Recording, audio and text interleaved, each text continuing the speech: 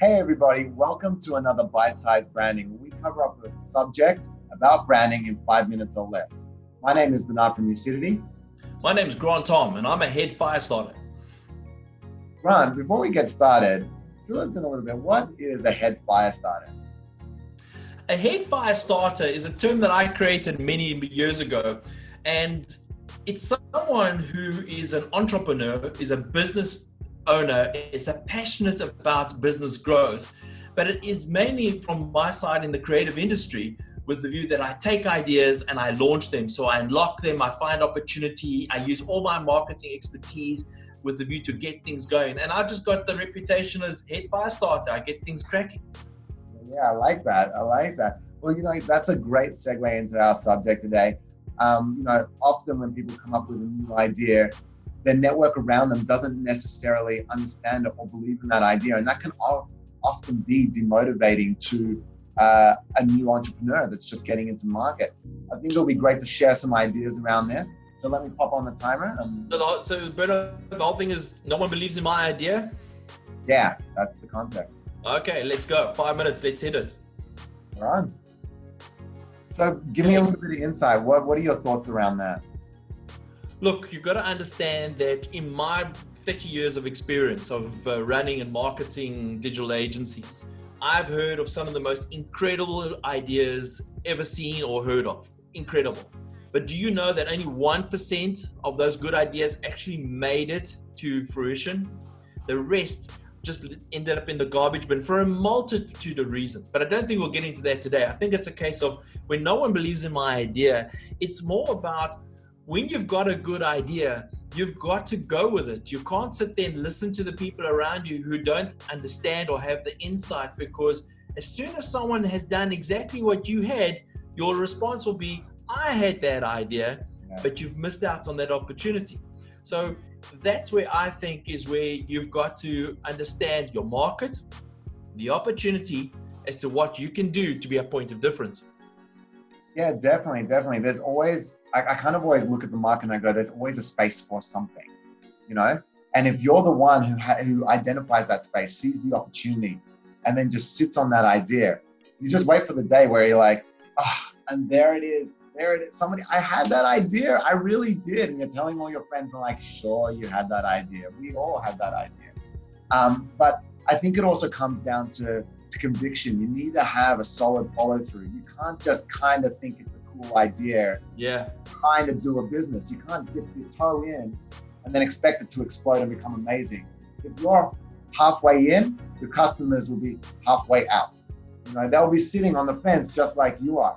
If you don't commit to the idea, if you don't commit to the business, if you don't commit to the concept and really go both feet in, jump in, then yeah, you'll only see half a business ever turns out, Well, there's a couple of things, Bernard. You've got to look at it and say, well, first of all, not everyone can be unique, because not every unique idea works. Sometimes an idea that's already competitive can work. So for example, if you were now going to start a hamburger restaurant, there are a multitude of hamburgers, and you don't turn around and say, no, everyone's got a hamburger. You're like, hey, I've got a different point of hamburger. So you think about that. There's three things that I think you need to do. You need to understand what your idea is as to who needs it. Mm-hmm. Number two, you've got to look and say, well, is it a competitive idea or not? And number three, how do you have your opportunity to educate the market as to the value that you bring them? Yeah, definitely. And try and steer away from those like typical things. Like, we're a quality service that provides the best in class. Like, those things, they're not authentic, and anyone can write that. What are the real, true, like, substance pieces, meaty pieces of the business that make a point of difference? And like, I think also I would say to people, don't shy away from ideas that have been done before. Just because they've been done before doesn't mean they've been done perfectly. Like, there's always a different angle. And I even remember somebody in my network once saying, you don't have to be the person that invents new ideas. Inventing new ideas takes inventing new markets.